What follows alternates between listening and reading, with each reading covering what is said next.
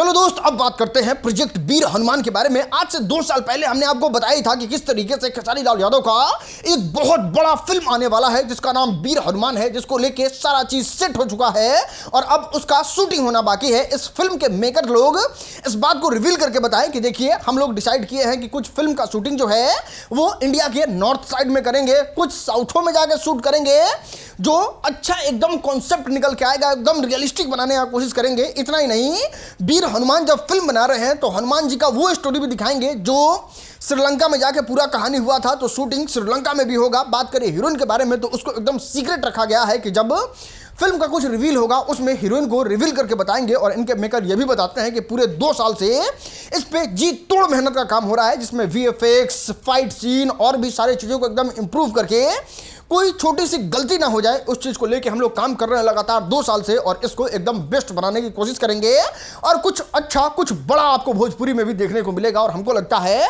कि ये शायद बड़े लेवल का फिल्म हो सकता है, क्योंकि इस पे बहुत दिन से काम हो रहा है। बताइए, पटना से पाकिस्तान बस 1 महीना में शूट हो गया और इस पे 2 साल से कम ही चल रहा है और 1-1.5 साल और इस फिल्म को बनने में लग जाएगा। तो सोचिए किस लेवल का और कितना बड़ा प्रोजेक्ट होगा। और बात करें इनके बारे में तो ये दबा के पैसा लगाते हैं किसी फिल्म में, तो हमको नहीं लगता है कि फिल्म कहीं से गड़बड़ होगा। मतलब उम्मीद तो थोड़ा आ रहा है, लेकिन अभी कुछ कहना अर्ली स्टेज में सही नहीं होगा। अभी देखते हैं इस पे क्या अपडेट आता है, फिर हम आपको जरूर बताएंगे। चलो दोस्त, अब बात करते हैं लाठी चार्ज के बारे में। बिहार में इतना बड़ा रिकॉर्ड बन रहा था तो लाठी चार्ज कैसे नहीं होता। खेसारी लाल यादव को देखने के लिए जब लोग पागल होने लगे तो वहां पे पुलिस लाठी चार्ज करने लगा और ये चीज देख के खेसारी लाल यादव को बिल्कुल पसंद नहीं आया और वो पुलिस को समझाते हुए बहुत अच्छे भाषा में ये कहते हैं, प्लीज मैं रिक्वेस्ट कर रहा हूँ जितने लोग हैं लाठी डंडा वाले, आप अपना लाठी अपने अंदर डाल लीजिए।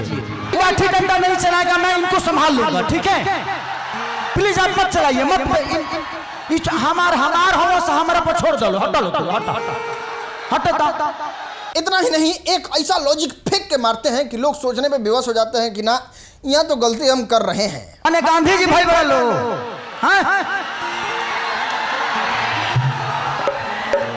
सत्याग्रह चलाता है, हाँ आजादी देवे के बाद आजादी।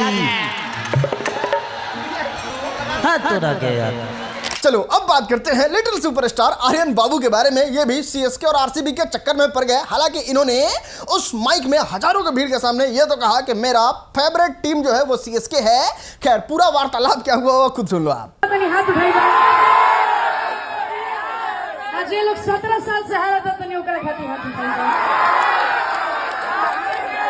लेकिन भाई एक बात हम ईमानदारी से बता रहे हैं, सुनिए, भले हम CSK सपोर्टर हैं, सुनिए,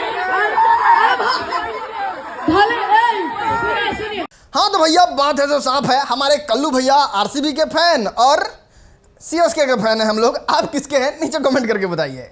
चलो दोस्त, अब बात करते हैं भोजपुरी सिंगर के बारे में। सच बता रहे हैं, ये लोग सारा हद पार